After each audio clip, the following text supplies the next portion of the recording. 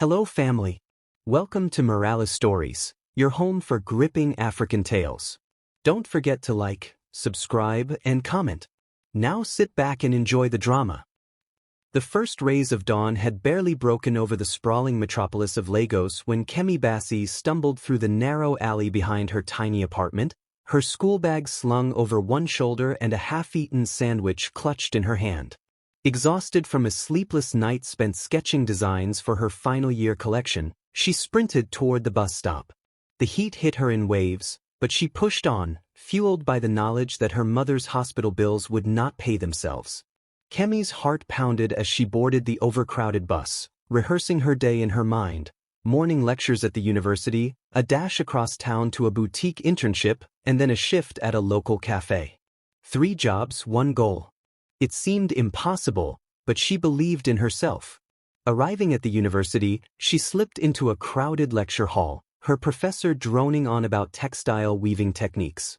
Late again. She sank into the nearest empty seat, hoping to avoid attention. After class, she raced to the boutique. As she organized racks of fabric and helped a client select swatches, she felt a sudden presence behind her. She turned and nearly dropped the sheet of encre print. Standing there was Tari Ibe, one of the most powerful men in Nigeria, billionaire, real estate mogul, and rumored playboy. He was clad in an immaculate charcoal suit and bespoke shoes. His eyes fixed on Kemi with cold precision. "Excuse me," he said, his voice low and controlled. "You're Kemi Bassey?" Kemi's breath caught. "Yes, sir." "How?" "I've been watching you. Your designs. Interesting." He stepped closer, towering over her slight frame. "I have a proposition." Her heart thundered. "I don't know why." "Cut the pleasantries," he said, placing a gloved hand on a bolt of fabric as if it were a prop in his theatrical entrance. "I need a wife." Kemi blinked. "I'm sorry? A wife?" Tari's lips curved in a brief, mocking smile. "That's right. A contract marriage. 14 days. That's all. I'm closing a multi-billion-dollar deal with an international family conglomerate. They demand I be married within 14 days, or the deal dies. I believe in leverage, not love." She stared at him, incredulous.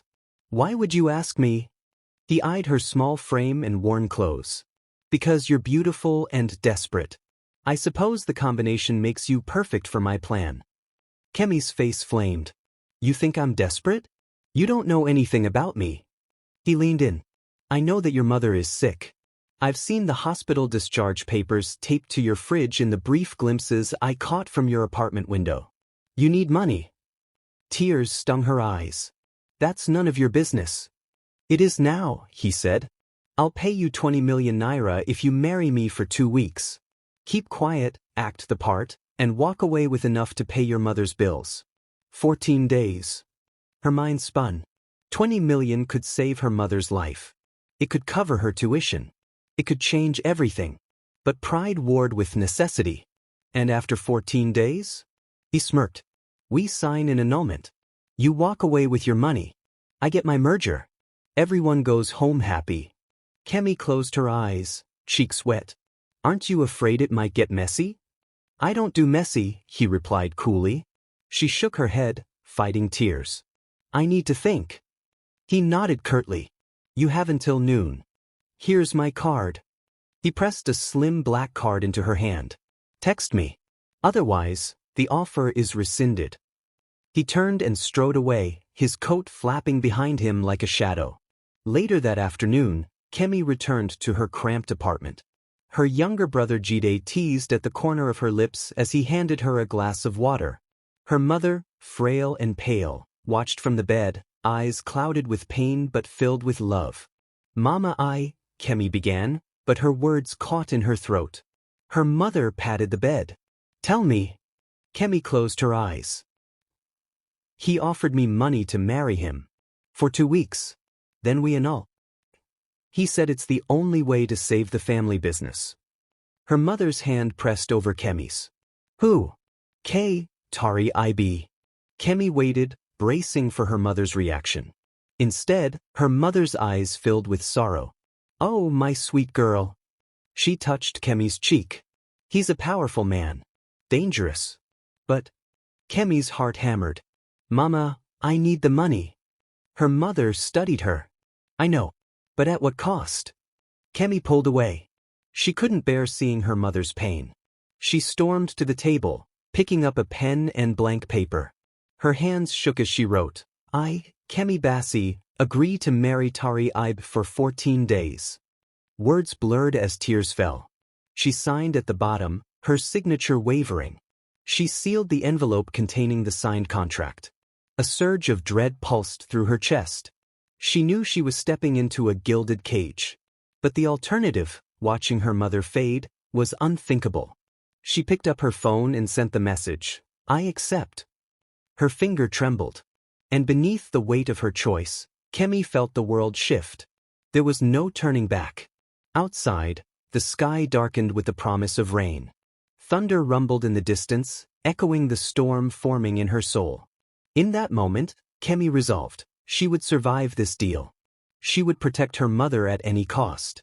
Even if it meant sacrificing her own heart. She sat at the edge of her bed, staring at the cracked mirror. The reflection revealed a young woman teetering on the edge of desperation and defiance. She whispered to herself, I am stronger than my fear. She walked to the tiny window overlooking the narrow street below. She saw other young women hustling to make ends meet, but none with her ambition or burden. Yet a spark ignited within her promise. If she succeeded, she would not only save her mother but also claim her destiny. She vowed silently, I will not be a pawn. I will rewrite this story. As the rain intensified, her palm pressed against the cool glass. The world outside blurred, but inside her, clarity formed.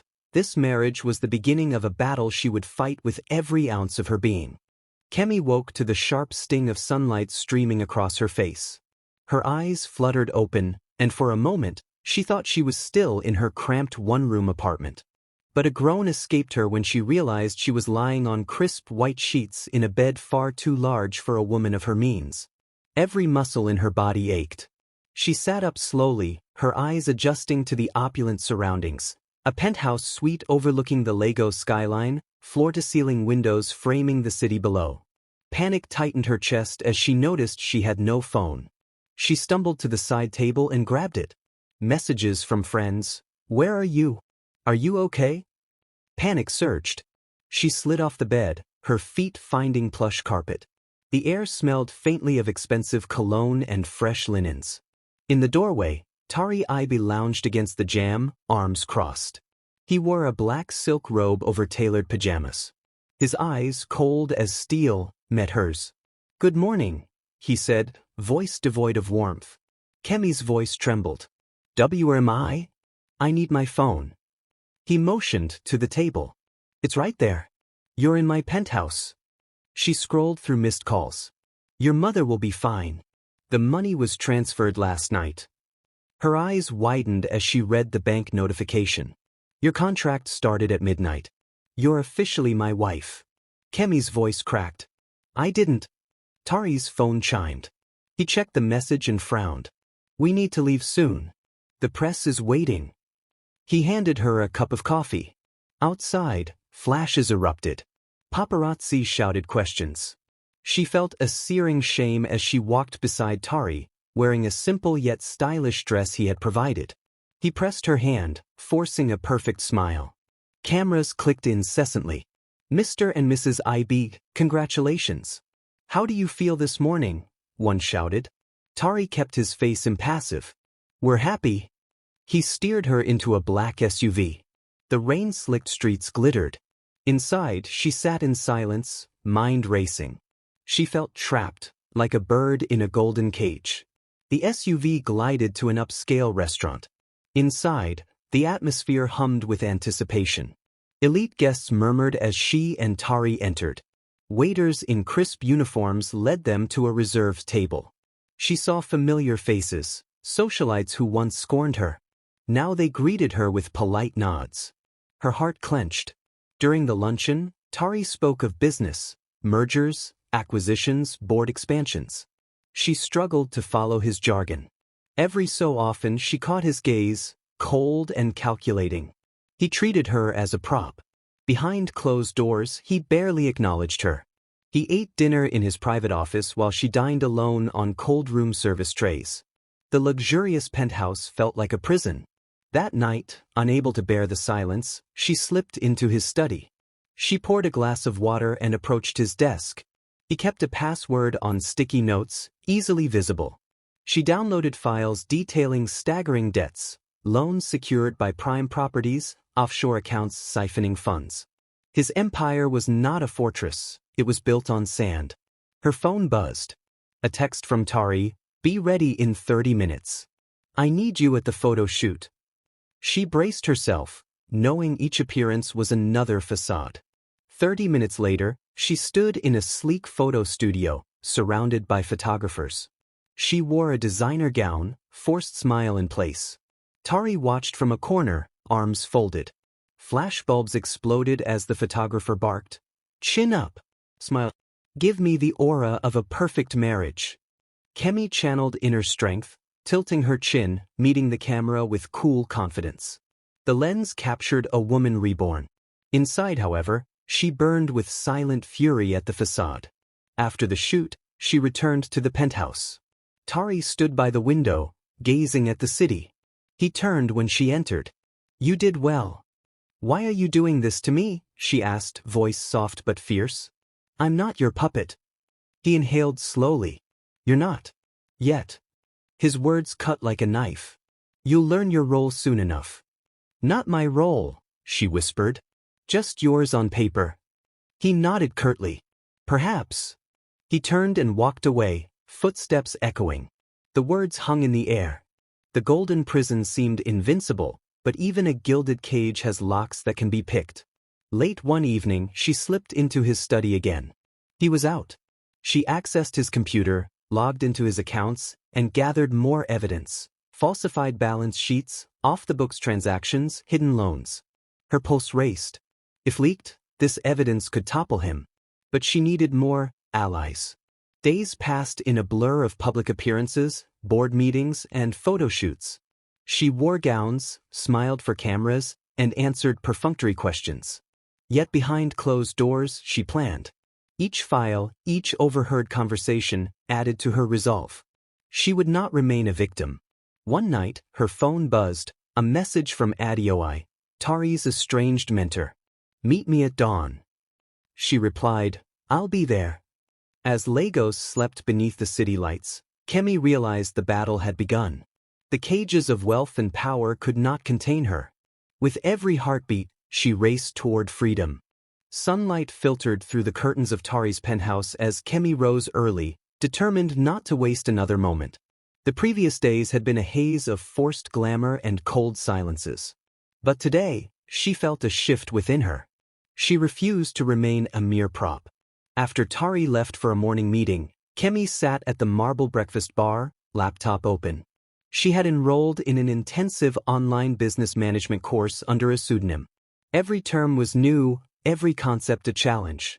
Yet she relished the mental exertion, knowing knowledge was her weapon. While Tari's chauffeur drove him to a meeting, Kemi slipped into a modest cafe near the company's headquarters. She opened her notebook and formatted her day: attend classes until noon, visit the company offices disguised as a volunteer intern, return to the penthouse to review Tari's public filings. Her pulse quickened. She had mapped out her plan. At the company offices, she approached the security desk. The guard raised an eyebrow. "You again?" Kemi offered a serene smile. "I'm volunteering.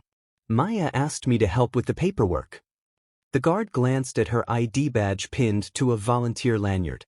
"All right, go ahead." He waved her through. Inside, the floor buzzed with activity. Employees in suits rushed past, engrossed in phones or tablets. She found Maya, a stern woman in her 40s who managed public relations. Maya's face registered surprise. "You're not supposed to be here today." Kemi's heart pounded. "I rearranged my schedule. I want to help with investor reports. I have experience organizing data."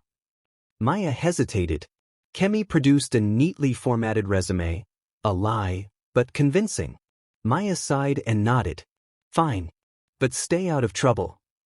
Kemi dove into spreadsheets, absorbing the numbers. She saw how Tari's revenue projections were exaggerated, how cash flow was unstable. She snapped photos with her phone, careful not to arouse suspicion.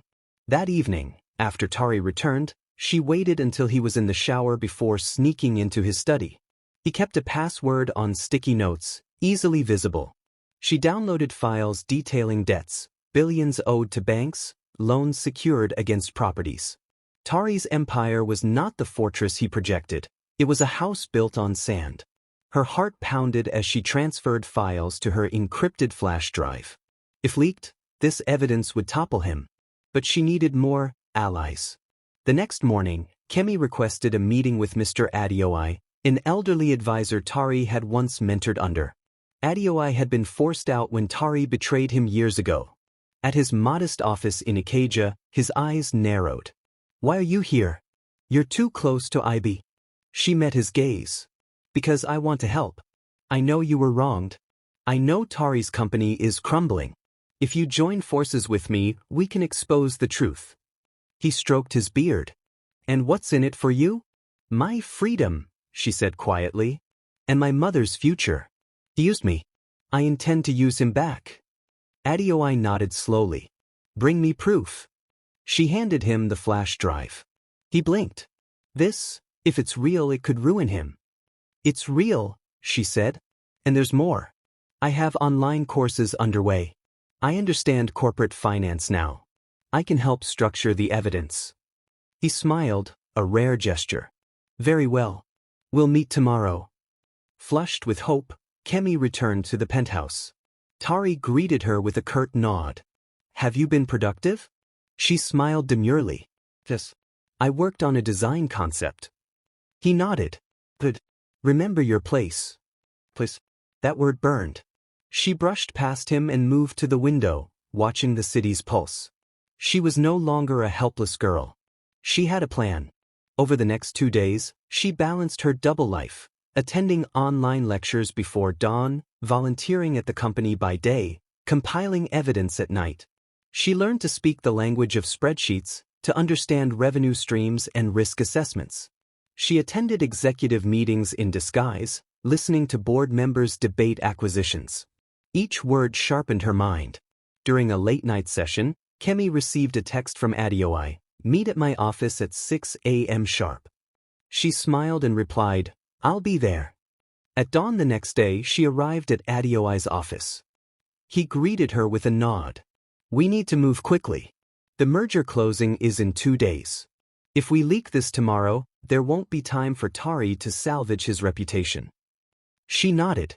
"What's the plan?" He pointed to his secretary. "We've arranged a private briefing with 3 members of the European family via video call. We'll present the evidence, falsified financials. If they believe us, the merger collapses immediately." Her pulse raced.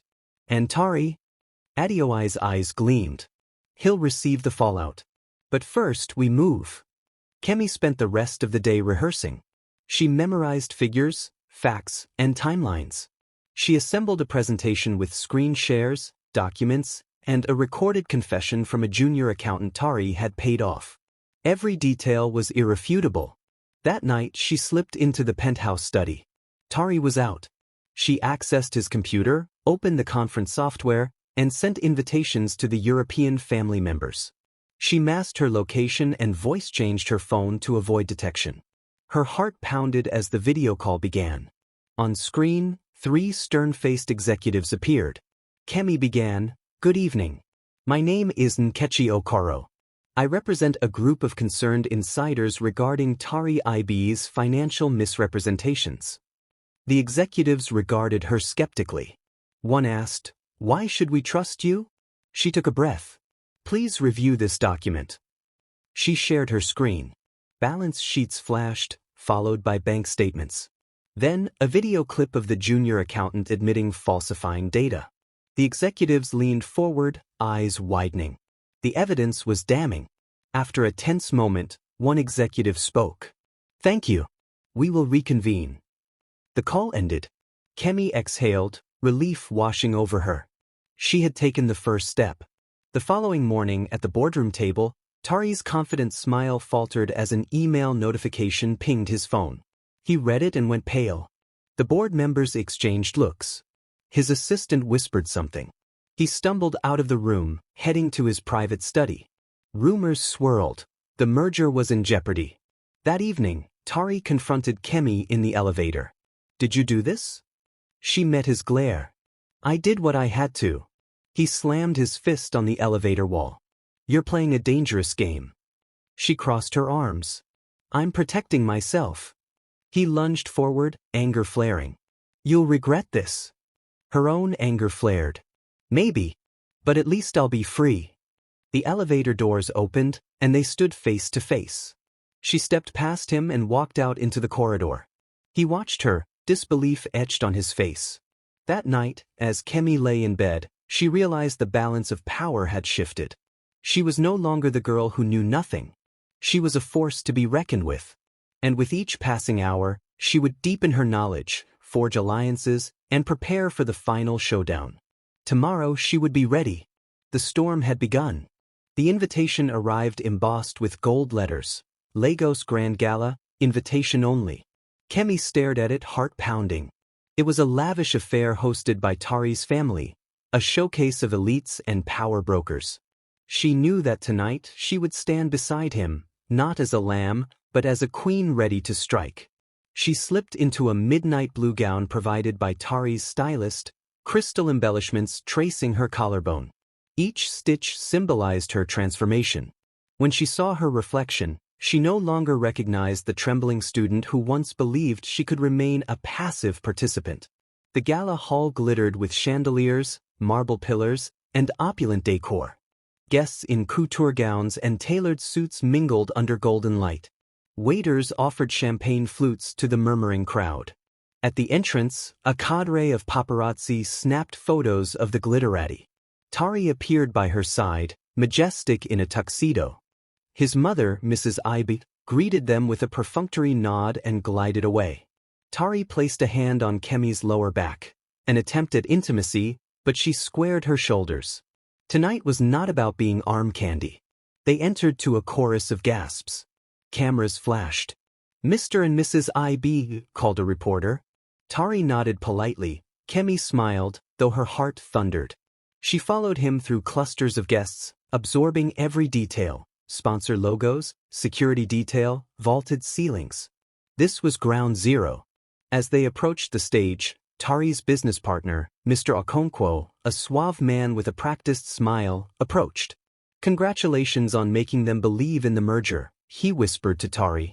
Kemi's eyes flicked to Tari's expression, pride tempered by tension. He glanced at her, then turned away. On stage, Tari took the mic. The room hushed. "Thank you for joining us tonight. This gala celebrates our partnership with the International Consortium. Together, we will reshape the skyline of Lagos and beyond." He paused, surveying the crowd. None of this would be possible without a stable foundation, one built on commitment. He glanced at Kemi. "On that note, I'd like to introduce my wife, Mrs. Kemi Ibe, who represents the future of fashion in Nigeria." Polite applause followed as Kemi stepped forward. She raised her chin, meeting the crowd's gaze. For a heartbeat she felt invincible. Then she continued, walking to the podium beside Tari, gripping notes she had prepared. She inhaled, recalling Adeoye's words, "Strike when they least expect it." She looked at the audience. "Good evening. I am honored to stand before you tonight." Her voice was calm, carrying through the hall. The guests whispered, Tari's brows furrowed. She heard Mrs. Ibe gasp. "As many of you know," Kemi continued, "behind every grand vision lies a financial reality." She clicked a remote. The giant screen behind her illuminated with figures, balance sheets, loan statements, evidence of off-the-books accounts. Gasps echoed. These documents show that IB Properties Limited is over-leveraged, with debts exceeding equity by billions. The proposed merger partners have been misled about the company's solvency. She advanced the slide to show a recorded confession from a junior accountant confessing to falsifying data under Tari's direction. The executives from the consortium exchanged looks, faces grave. Tari's face reddened. He lunged toward the podium. "Remove that screen," he hissed, voice trembling. Security guards glanced between him and Kemi, uncertain. Kemi remained resolute. "These documents are authentic. Signed statements, bank records, and video testimony prove our merger has been built on deception." The consortium's representative stood. "Gentlemen, we cannot proceed." The merger collapsed in real time. Shock and outrage clashed as whispers filled the hall. Tari swore under his breath, rage coursing.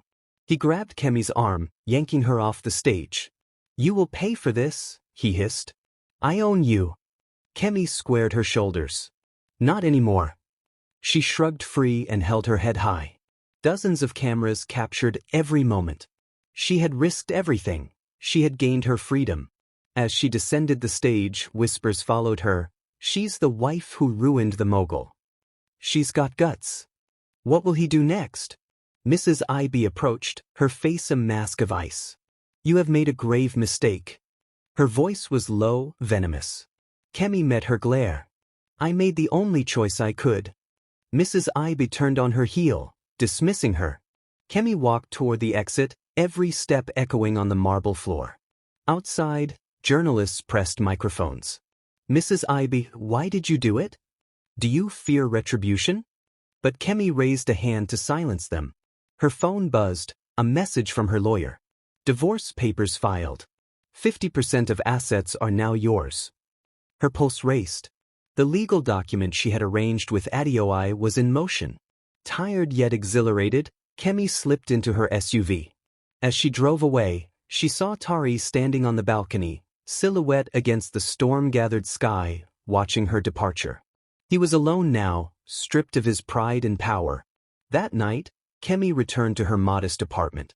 The penthouse was no longer hers. She looked around the familiar room, faded walls, a simple bed, her old sewing machine tucked in the corner. She sank into a chair and exhaled. She had crossed the Rubicon. She had become the queen of her own destiny. Tears sprang to her eyes, a mixture of relief, grief, and unbridled joy. She opened her laptop and checked her bank account. The merger had collapsed, stock prices plummeted, and Tari's assets were frozen. But her account held the sum she needed, enough to pay her mother's treatment and secure her brother's education. More than money, she had proof she could shape her own future. She sent a text to Adamma, "We did it." His reply came almost instantly, "This is just the beginning. Rest, your next chapter awaits." Kemi leaned back, eyes drifting to the dusty windowsill. Rain tapped softly against the glass. Lagos was alive below her, oblivious to her triumph. She closed her eyes, envisioning Kempire, her brand born from struggle and victory. She pictured workshops, fashion shows, tech labs, women empowered by opportunity. She added notes to her vision board: expand to Kampala, launch online platform, partner with NGOs. Her to-do list glowed with ambition and possibility, and limitless freedom. She whispered into the night, "This is for you, Mama." Tomorrow she would take the stage in a different forum, one of her own making. Tonight she reveled in victory. She was the queen, and the world would remember her name. In the early dawn, Lagos's skyline looked eerily quiet. News vans circled around Tari's corporate headquarters, now guarded by private security. Headlines blared, "Billionaire's empire in ruins," and "Wife brings down mogul." Kemi woke to the buzz of her phone and media alerts. She stretched in her modest apartment, savoring the silence after the storm. Her cell buzzed again. It was an email from Tari's lawyer offering a settlement, 10 million naira, confidentiality clause, no further legal wrangling. She typed a reply, "I don't want your money. I want justice." She hit send. Inside Tari's now empty penthouse, he stared at the city from his study, guilt and humiliation etched on his face. His empire had crumbled faster than he imagined. Investors withdrew, board members resigned, and banks called in loans. The consortium filed a lawsuit seeking damages. His company's stock had plummeted. He poured himself a glass of whiskey, hands trembling. The cold shoulder of his family weighed on him. He had lost everything. Meanwhile, Kemi prepared for her live broadcast. She had arranged to go live at noon from a rented studio with a green screen backdrop. She rehearsed her speech, betrayal, courage, and a call for reform. She checked her camera and microphone, heart fluttering. She thought of her mother, recovering at home, and her younger brother, asleep in the next room. They depended on her, and she owed them the truth. At precisely 12 o'clock, Kemi went live. Hello world. I'm Kemi IB. Her image popped onto millions of screens across social media. Viewers poured in by the second. I stand before you not as a victim, but as an example of resilience. Yesterday, I was betrayed by a man I agreed to help. He thought he could exploit me. Her voice shook, but she continued. I've seen how easily power can corrupt. I've learned that knowledge is power, and transparency is justice. This story isn't just about me, it's about anyone who's been silenced by those in power. She walked viewers through the timeline. Tari's gambit, her discovery of his debts, the coup at the gala, and the legal battle. I'm not asking for pity. I'm calling for accountability. If you or someone you know has been exploited by those with unchecked power, speak up. Use your voice. Tears glistened in her eyes. Viewers flooded the chat with comments. You go, girl. This is so inspiring. We stand with you. Across the city, journalists buzzed, TV hosts discussed her live stream, analysts debated the fallout. She had become a symbol, a phoenix rising from ashes. Within 3 hours, her live stream reached 10 million views. News outlets scrambled to interview her, but she paused. She needed to think before speaking again. That evening, she read comments. Are you okay? What will you do next? You should write a book. She typed a reply. Thank you. Tomorrow I will announce my next steps. Good night. The next morning, she met with her lawyers to finalize the brand launch for Kempire. When she emerged, Tari arrived unannounced at her apartment. Kemi opened the door, surprised. Tari stood there, no bodyguard, no entourage, just a man broken. Kemi, please hear me out. She crossed her arms. You destroyed my life. I don't want apologies. He swallowed. I know, but I need to show you I'm sorry. I'm not the man you married, even if only on paper. I was raised to believe power meant control. I see now I was wrong. I lost sight of what mattered. She regarded him coolly. You still tried to control me. The only reason I married you was because you had my mother's life in your hands. His shoulders sagged. I understand. I can't undo what I did. But I want to help rebuild what I destroyed. She shook her head. No. I have my own path now. He hesitated. At least accept this. He handed her a sealed envelope. It's a check. Take it. Use it for your business. She looked at him incredulously. I don't want your charity. He bowed his head. Then I have nothing left to give. I wish you well. Turned. Kemi felt a pang of empathy but forced herself not to follow. As the door closed, relief and sorrow collided in her chest. That afternoon, Kemi sat before her document camera, drafting her press release. She would launch Kempire next week, a platform blending fashion tech, business mentoring, and microloans for women. She had secured funding from investors impressed by her honesty and vision. She tapped out metrics: over 500 women trained, 20 startups launched, and projected revenue growth of 80% this year. Later, she reflected on Lagos's reaction. Small market stalls displayed newspapers with her face on the front page. On TV, anchors debated the wife who toppled a mogul. In local cafes, patrons recited chants, "Justice for Kemi. No more corrupt billionaires." She realized she had ignited a movement. The next day, she attended a town hall event at a community center. Hundreds filled folding chairs under fluorescent lights. She spoke on financial literacy and self-empowerment. Born powerless, she told them, we learn to become powerful. Knowledge is your armor, and unity is your shield. The audience erupted in applause.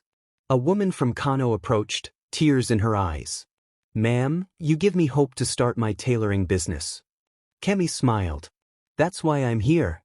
That evening, she read messages from around the world, support, offers of partnerships, praise for her courage. She texted her mother, "Tomorrow I will announce my next steps." Her mother replied, "Proud of you, my daughter." Kemi closed her eyes, knowing the ripple of her actions would carry far beyond herself. Outside, Lagos lights winking under the night sky seemed to celebrate her victory. She whispered, "We did this together." The crown had fallen, and she had caught it. 6 months had passed since the collapse of Tari's empire. Lagos's humid air felt different now, charged with possibility. Kemi stood backstage at the UN Economic Forum in Abuja, adjusting her blazer. She inhaled deeply, steadying her nerves. Behind her, panelists prepared, while event staff buzzed with final checks. She checked her reflection in the mirror, poised, confident, radiant. Gone was the trembling student. In her place stood a woman born anew. Earlier, her journey had begun with Kempire, an ambitious venture merging fashion technology with business incubation. Her first office was a modest space in Yaba, filled with sewing machines, laptops, and whiteboards scribbled with ideas. She had named it Kempire for a reason: empire, and empire building begins with empowering others.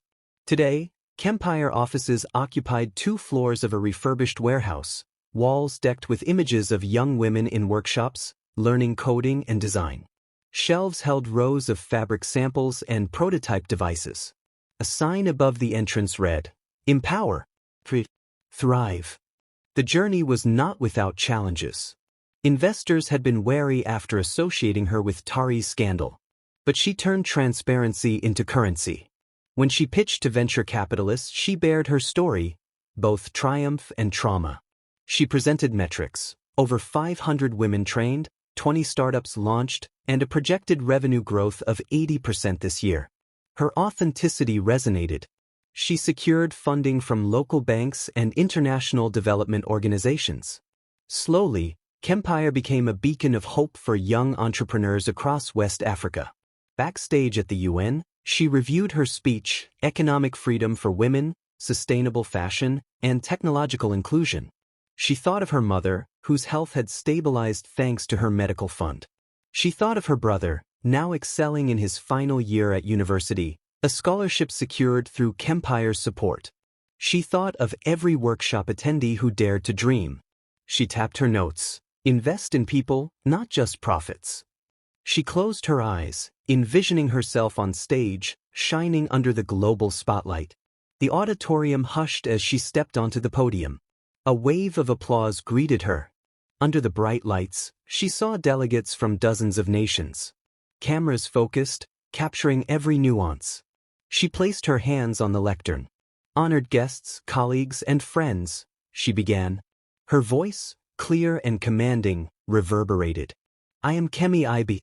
6 months ago, I stood in a gilded cage, bound by a contract that stripped me of my freedom. Today, I stand here as the founder of Kempire." She paused, letting the weight of those words sink in. "I am grateful to share our journey." She spoke of the hidden economies, spaces where women contributed but lacked access to capital. She highlighted case studies: a tailor from Kano who tripled her income after a microloan, a coder in Enugu who developed a mobile app connecting small farmers to buyers. She emphasized sustainable practices. Fashion can be both ethical and innovative. Our designs incorporate recycled materials and 3D printed textiles, reducing waste. The audience leaned in, enthralled by her passion. She transitioned to technology. "Our tech programs teach coding to those who once thought computers were off-limits. We break those barriers."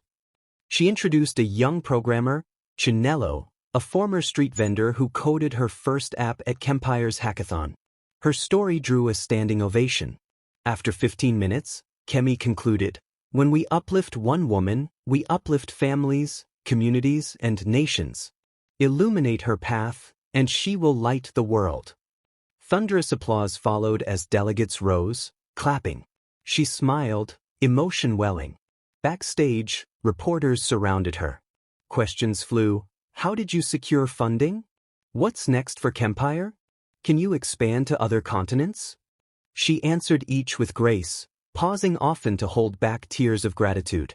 She stepped aside to text her mother, "I did it." That evening, Back in her office, Kemi reviewed plans for the next quarter. They would expand to Accra, open a satellite lab in Nairobi, and launch an online platform for global reach. She consulted with her executive team, for women who once were trainees. They discussed budgets, supply chains, and community outreach. Their voices buzzed with excitement and purpose. Across town, Tari sat in a modest Abuja office. He had relocated months earlier, reputation tarnished but spirit loosened. No more penthouses or private jets. He now ran a small consulting firm, advising local businesses on financial management. His days were humble, but he worked with integrity. Without the allure of lavish deals, he found solace in rebuilding from the ground. He remembered Kemi's final words at the gala, "Not mine, just yours on paper." That truth had haunted him. He resolved to regain integrity, not wealth. One afternoon, he received an invitation, Kemi's graduation ceremony for the first cohort of Kempire's coding program. He hesitated. Could he attend? He knew he had no right to her spotlight, yet he felt compelled to show respect.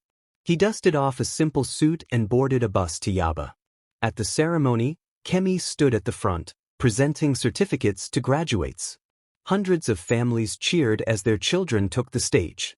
He found a seat in the back, heart pounding. He watched as Kemi called each student by name, praising their achievements. She radiated confidence. She had transcended victimhood. After the ceremony, graduates mingled. Tari approached quietly. She spotted him and paused. Recognition flickered in her eyes, followed by cautious composure. He cleared his throat. "Kemi." She met his gaze. "Tari." He swallowed. "I came to congratulate you. You've built something remarkable." She studied him, no anger remaining. "Thank you." He glanced at the graduates, then back to her. "I'm proud of what you've done." She nodded. "I hope you are proud of who you've become." He paused, then extended his hand. "Thank you for teaching me what truly matters." She shook his hand briefly. In that moment, a bridge formed, an acknowledgement of paths diverged but lessons learned. That evening, Kemi sat on her balcony overlooking the city. Lights flickered below like fireflies. She held her phone, scrolling through messages, congratulations from across the globe. She paused on one from the UN Secretary General. "Your speech was transformative." She smiled, feeling the weight of her journey. She placed her phone beside her and stared at the skyline. Once, that view had been a prison, from Tari's penthouse. Now it felt like home, from her own office. She took a deep breath, her heart filled with gratitude. Her mother's words echoed, "When the world slams its doors, build your own." She whispered into the night, "I built mine." The empire she built was not of brick and mortar but of hope and opportunity. As the city lights danced beneath the stars, Kemi closed her eyes, ready for the legacy she was destined to leave. The end. Love the story? Smash that like button, hit subscribe, and become part of the Marries Stories family. Your support helps us bring more powerful African tales to life. Thanks for watching. We can't wait to share the next one with you. See you soon.